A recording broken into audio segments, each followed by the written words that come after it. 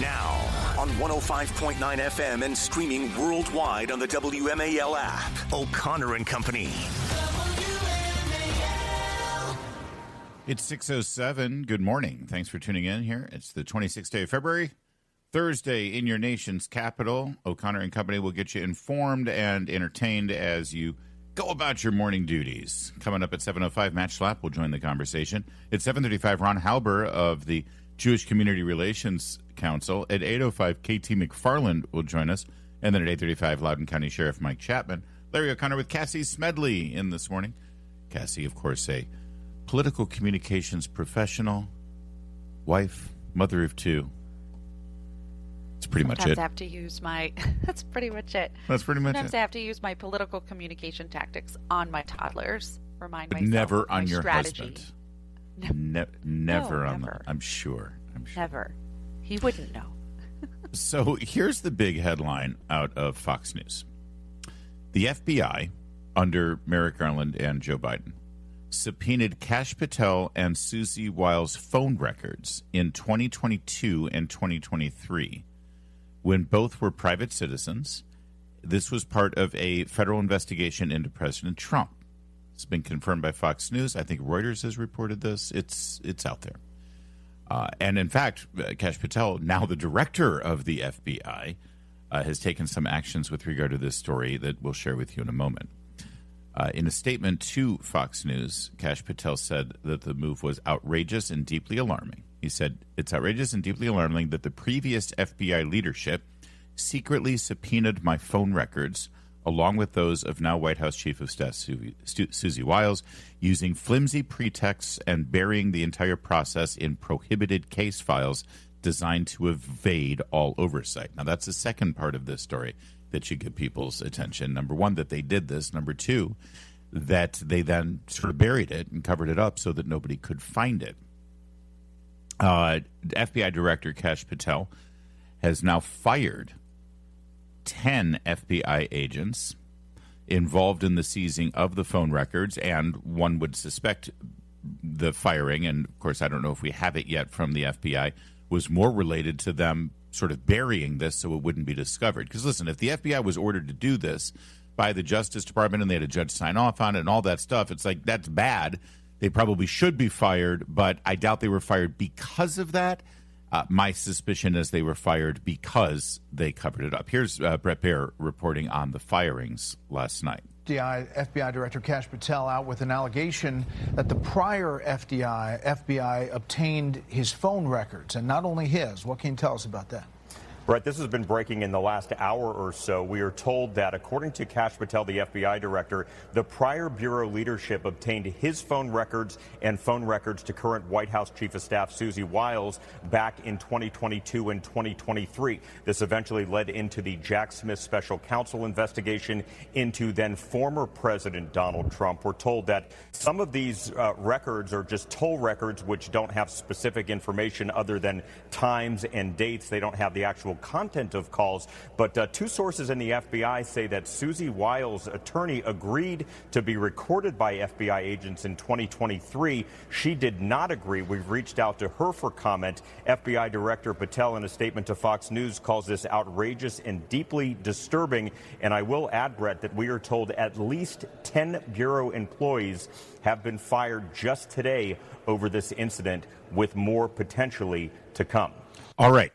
Now, you probably heard in there the third big blockbuster in this story. So, number one, that Merrick Garland, Christopher Wray, DOJ, FBI under Joe Biden pulled phone records on Susie Wiles and Kash Patel in their investigation of Donald Trump when they were private citizens, right? And again, you can excuse that away and say, hey, we were investigating a crime happened, this is basic police procedure, that's fine. All right. But still, obviously, this is in the throes of a...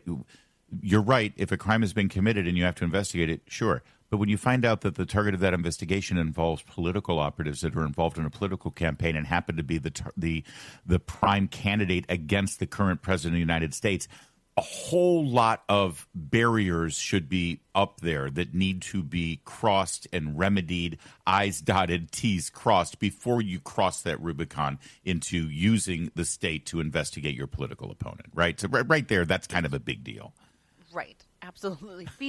Feels like a minimum amount of like work that we should expect. Right. That we really went above and beyond before. As Susan Rice would say, let's do this by the book, right? If you're going to do that. Because here you've got obviously an investigation into all of the people involved in the political apparatus of Donald Trump in 2022 and 2023 when Trump was the chief outspoken. He announced his candidacy, by the way, for president, if I remember right, at the midterms, right? Wasn't it like end 2022, November? When he said, I'm running again in 24. So he was a political candidate. At least that early. Yes. Yeah. All right. That's number one. Number two, you're one of those FBI agents. Trump wins in 2024. He announces Kash Patel as the new FBI director. You know that Kash Patel, the guy whose phone records we were just looking at. So what do? You bury it, and you make it so hard to discover that here we are over a year after the swearing in of the president and Kash Patel as FBI director, and this story is just now being discovered. So you hit it. That's blockbuster number two. But then blockbuster number three, you just heard there, that Susie Wiles' phone conversation with her lawyer was secretly recorded by the FBI. The lawyer knew about it and didn't tell his client that they were being recorded. I have questions. You think? I mean, and if I don't want to get the wrath of Susie Wiles. Like, I don't want to be tardy to a meeting with Susie Wiles. Can you imagine being her lawyer? Yeah. Who didn't tell her she was being recorded by the FBI? Say more. Absolute. This is how more corrupt can you get? And again, listen, Democrats today will be saying, well, listen, Donald Trump broke the law. We needed to see, that when you investigate somebody who broke the law, he was like, oh, really? What law? Well, he led an insurrection. Oh, really? So over 1,000 people on January 6th were arrested. Some of them should have been arrested. They, broke things and vandalized and got into scuffles with police officers, et cetera, et cetera. That's fine. Over 1,000 people were investigated. And how many people were charged with insurrection? And the answer is none. With all the money and all the investigators and all of the efforts that they had on the events of January 6th, and yet not one person got charged with insurrection except Donald Trump is the person who led the insurrection, we're told, that nobody ever got charged with. Oh, and by the way, you had your special prosecutor, you had Jack Smith before his charges got thrown out and before his appointment was even questioned by a judge in Florida, but he was able to charge Donald Trump with insurrection. He did bring charges against Donald Trump. Guess what he never charged Donald Trump with? Insurrection. So stop telling me there was an insurrection because no one was charged with insurrection. Now, you take that off the table. What exactly was the extent of this crime? And did it really lead to the FBI secretly recording the political apparatus of Joe Biden's chief political opponent? That's going to be a pretty tough case to make, I think. Thankfully, they have a very compliant media welcoming that argument, and they probably won't ask any challenging questions. But also, hopefully, because Kash Patel, as you noted, these were marked prohibited. So somebody told him, hey, there's something you need to look at. There's people talking. Because how else would he have known other than him just having a hunch one day to say, get me all the stuff marked prohibited. But hopefully, with him, with Congress, with DOJ, there will be a concerted effort to figure out what was what. Because as much as people say, oh, stop rehashing 2020, stop rehashing 2023, this is the kind of stuff that we all should be concerned about happening in the future. Because as we say often, if it can happen to them, what about you? You have no defense or recourse. Thank you. 100% right. And you're right. We need to make sure that we do a thorough investigation so we see what happened. Also, it wouldn't hurt if some people actually faced some sort of criminal justice for doing this. What a concept. What a thought. Absolutely. Let's find out what happened and what they did. And while you're at it, maybe bring some charges. 6:15. It'll be a historic day today in Chappaqua, New York, as for the first time, a former president will be compelled to testify under oath under a congressional subpoena. That, of course, Bill Clinton's, he's made history by breaking a few norms and being the first to do various things, I suppose. So this sort of falls under that. Of course, not only he, but also the former First Lady, former Secretary of State, and former failed presidential candidate Hillary Clinton is also scheduled to give her deposition for the House Oversight Committee. This is a result of a negotiation that was made. Remember, they refused to show up. There was going to be a contempt of Congress vote, and Democrats, many Democrats, were going to join in that vote in holding the former Secretary of State and her husband, the former president, in contempt of Congress. So at the last minute, 11th hour, there was a negotiated settlement that they would, in fact, be deposed. It's going to happen at the Chappaqua Performing Arts Center. I don't know why that was the place that they chose. Can I get a ticket to this? Right, exactly. Going to go on StubHub for that, baby. I want to be right there. My guess is that, they insisted that it take place in Chappaqua, where they live theoretically together. And my hunch is that, they went because of the media and because of all the congressmen and because he's a former president. It's like, what's the best place for security and Secret Service and egress? It's like, well, how about the Performing Arts Center? So I don't think it's going to be on stage, but who knows? Could be fun. My hunch is that there will be video of the depositions. That's pretty standard these days. Whether those videos will ever be released, who knows? And obviously this all has to do with the first couple's relationship with, and to what extent that relationship was, with Jeffrey Epstein and Ghislaine Maxwell. Now, many observers will say that their evidence suggests that President Clinton, though he did obviously have some level of relationship with Jeffrey Epstein, and it was all under the guise of him, Epstein, donating to the Clinton Global Initiative and to all these charities and foundations, which, of course, we know was really a political operation, too. So sure there was some political relationship there. But we also see multiple pictures of Bill Clinton doing a lot more than just raising money for children in Africa. He's getting shoulder rubs from young girls. He's in a hot tub with young girls. There are multiple flight records showing that the former president was on the plane that is now referred to as the Lolita Express. But defenders of the president will say that all of that occurred before Jeffrey Epstein was ever charged with any criminal misconduct. Clinton knew nothing of this outrageous and illegal and immoral behavior. And the moment Jeffrey Epstein was charged with criminal behavior, he cut off the relationship. And as of now, the paper trail suggests that that is true. Here's the problem. Ghislaine Maxwell. Ghislaine Maxwell is the problem because Ghislaine Maxwell was at Chelsea Clinton's wedding. The picture is right there. She was on the aisle. There so, yep. And she's been convicted of trafficking children for Jeffrey Epstein. So it should be interesting to see what comes of this testimony. Mm-hmm. I'm still not clear exactly Hillary's connection. Are you? Well, right, because that would suggest that she was aware of what her husband was doing on any given day and that they do live together. But I guess they had family trips to his ranch, it's saying here. So maybe there is something there. Yeah. What I think is interesting is how the Democrats, this just shows you that this is not Bill Clinton's, it's not even Barack Obama's Democrat Party. That they don't mind serving up the Clintons for this. Oh, they don't care about the Clintons anymore. No. Yesterday's And I think the Clintons thought they would always be protected by these people, by the party apparatus. And they're like, no, you're going to have to come in. I think that's an interesting piece of this. You think about where the power structure is in the House right now, Democrats, it's not Pelosi's party anymore in the House. You think about the AOCs and the Ilhan Omars, Rashida Tlaib's, and even Hakeem Jeffries to a lesser extent. They're more when they think of Hillary Clinton, they think of a woman who stole the nomination from Bernie Sanders. That's what they think of, and so they're hostile. And by the way, since the Whitewater hearings, we have grown accustomed to Hillary Clinton's approach to testifying before Congress and the very carefully chosen legal words that she uses to answer a question.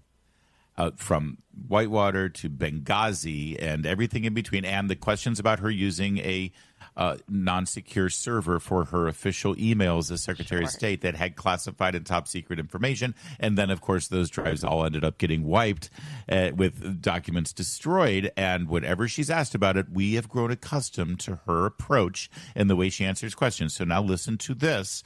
She was asked about Jeffrey Epstein. Listen to her answer, and you tell me if there's something there. Cut 6. Do you regret the links that there have been?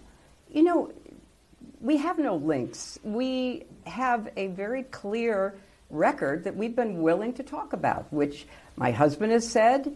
He took some rides on the airplane for his charitable work. I don't recall ever meeting him. Did you ever meet I don't recall. I did on a few occasions. On a few occasions. Thousands of people go My to the daughter's Clinton Global wedding. Initiative. So it to me is not something that is really at the heart of what this matter is about. They are accused and in both cases were convicted of horrific crimes against girls and women.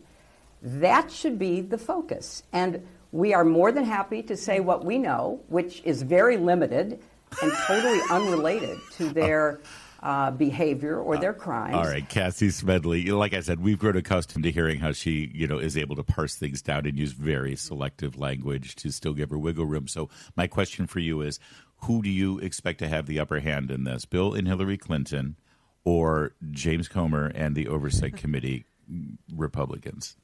Well, I'm hopeful, of course, for Chairman Comer, but we remember how Hillary, yes, in Benghazi, in Whitewater, that how she gets around this. But I have one question, Larry.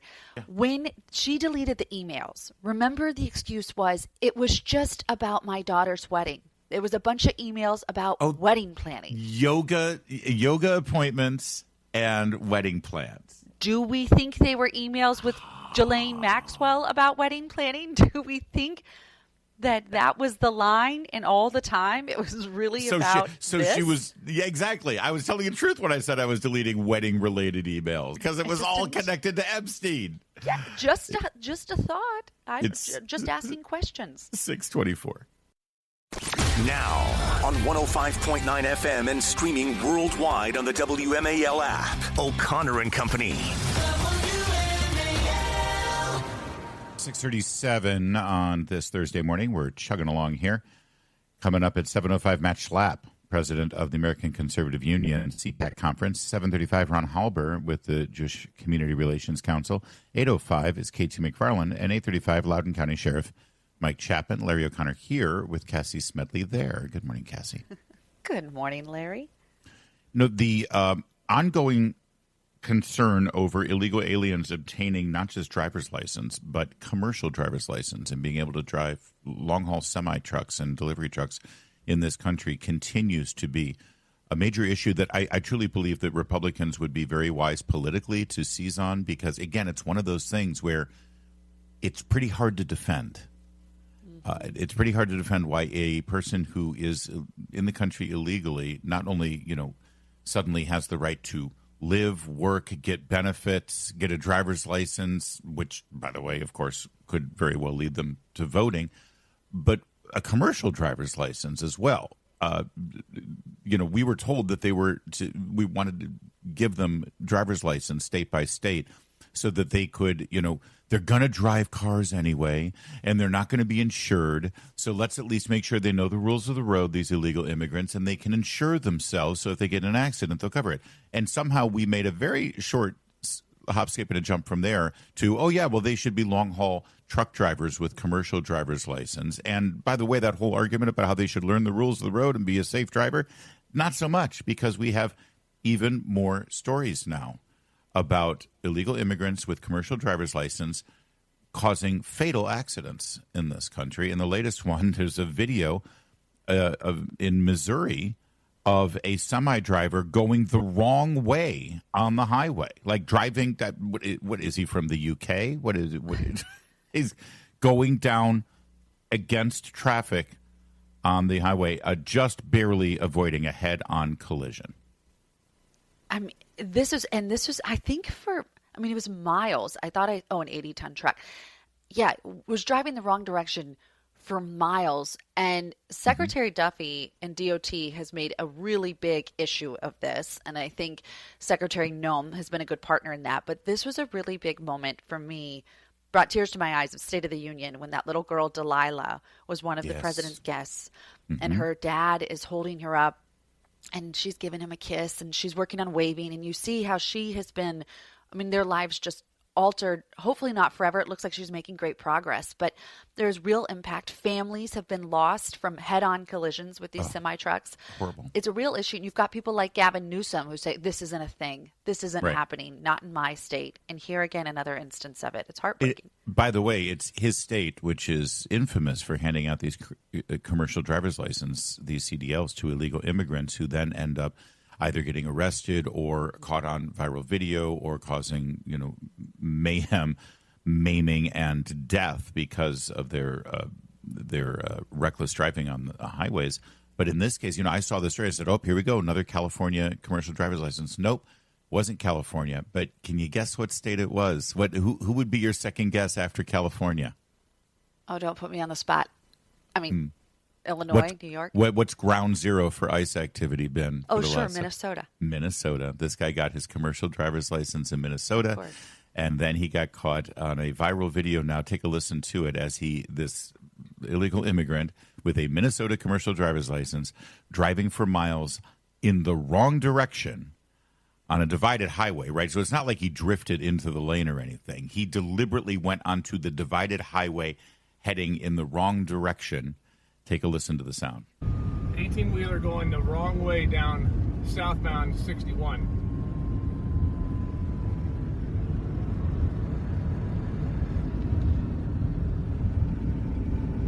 He is on the northbound lanes of 61 going the wrong way.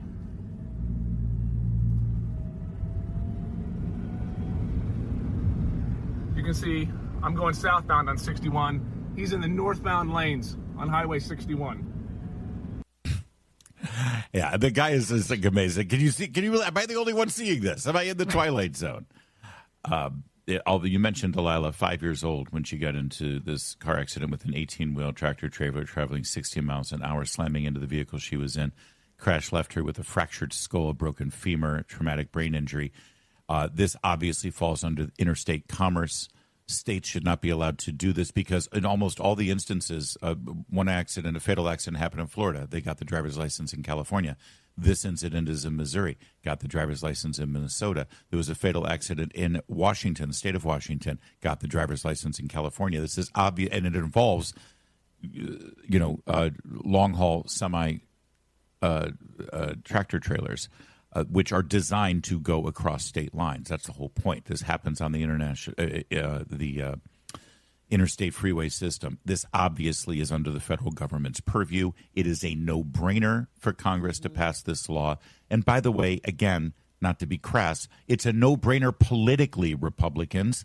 Make Democrats stand up and say, nope, we want to make sure that untrained illegal immigrants are getting commercial driver's license so we can have more little girls like Delilah Coleman with fractured skulls because of it. For God's sake, do you not know how to play the political game? Put them on the spot and make them defend the indefensible. Write the bill and vote on it today.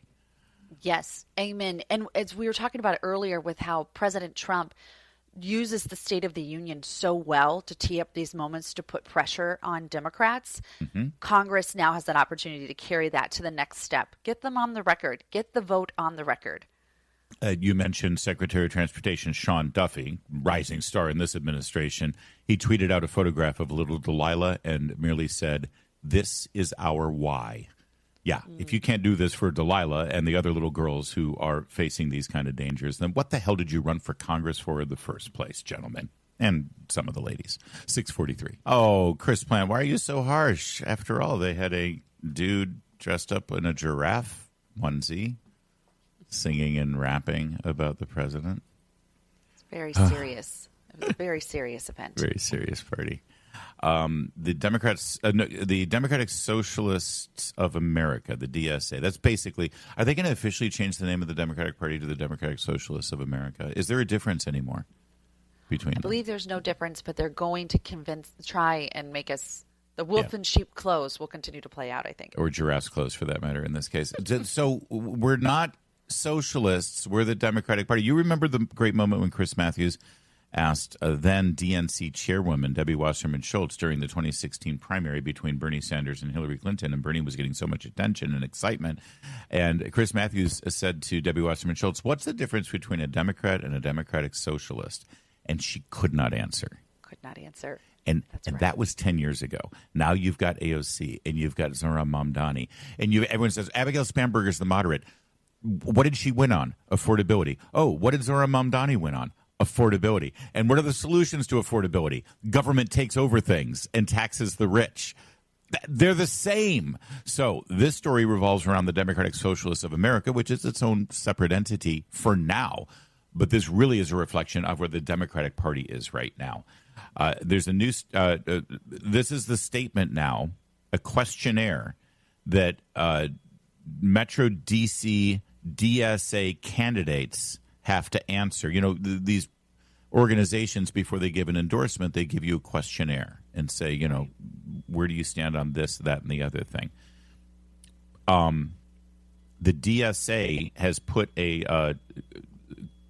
a questionnaire out for the candidates here in America, and it has a specific question about supporting the state of Israel and whether and literally its right to exist. That's how insidious this is,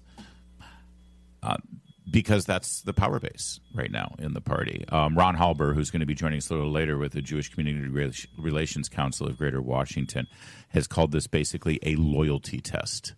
And you will not get the endorsement of the DSA if you support the state of Israel. Absolutely wild. It's not hiding anything. That's literally what it says, that you're not able to go to any events in synagogues, any events where Zionists are present, attend a gathering at a Jewish community center, risk crossing a political red line. It is absolutely wild. They are right to call it out. But I also, Larry, and I know we're going to get to more of this, if you are a donor to the Democrat Party, a Jewish American donor, of which there are many, are you going to move your dollars? Right. Because that's amazing to me that shift still hasn't seemed to change. They're still voting Democrat, despite they're doing this in front of their faces. And they play this shell game and say, oh, no, that's those guys over at the DSA. It's not us. And yet they do all this commingling of events and candidates and political power and activism and advocacy. They can't do that anymore. Take a listen to this questionnaire. Do you pledge to publicly support the boycott, divestment, and sanctions movement, BDS, which is absolutely roundly been described as anti-Semitic and anti-Israel? Do you pledge, and they're using words pledge. Do you pledge to refrain from any and all affiliation with Israeli government or Zionist groups like AIPAC, Christians United for Israel, J Street? Or will you not boycott any event whose content or purpose positions contravenes the anti-Zionism, apartheid, occupation, or BDS? Wow. Do you pledge to oppose any legislation that harms Palestinians and supports the Palestine solidarity movement? In other words, that would be legislation that involves allowing Israel to defend themselves against Hamas. That would be described as something that harms Palestinians because, you know, members of Hamas terrorist groups, they're Palestinians, right? Do you pledge to support legislation that furthers the cause of Palestinian liberation? That would be from the river to the sea, right? This is, even for the Democratic Socialists of America, this is at least saying out loud what they've always said quietly and silently, but at least they're out in the open about it now. Well, I guess you can give them that, but again, this is on, it will be telling if the DNC, the DCCC say, you know what, you can ignore this questionnaire, or we reject this questionnaire, but they won't. They won't, and there will be pressure applied to every candidate to fill it out. By the way, they also claim they're against fascism, of course, the DSA, which, by the way, every single communist government that has arisen out of the Marxist socialist movement can only be described as fascist. Like, what do you call the government in China right now? What did you call the Soviet Union? What do you call Cuba and Venezuela? Those are fascist regimes. They say, our organization is ever evolving to confront the challenges presented by capitalism. Right there, that's fascism and systemic inequality. Have you seen the Hamas and Fatah and the various Hezbollah? Have you seen how they behave? Have you seen how they interact as the military arm of the government in Gaza and the West Bank? Do you know what fascism means? all seems very welcoming to me. Everyone's living these lives of peace and harmony. Rich, they have plenty of food and resources. The question is, will the Democratic Party be able to resolve this, answer to this, defend this without ticking off and alienating AOC, Zora Mamdani, Bernie Sanders, and the power base there? Because they're all, Zora Mamdani, let's not forget, was the candidate for the Democratic Socialists of America, as is AOC. And that's exactly what's happening in the mayor's race in D.C. right now, where you've got one of the very strong candidates in that mold. She's going to be the DSA candidate. Will the Democrats themselves be able to draw this distinction? You know what? Coming up at 7:35, we'll ask Ron Halber of the Jewish Community Relations Council in Greater Washington. He put out a statement about this. We'll ask him about that and about how this affects the Democratic Party as a whole. That's coming up at 6:53.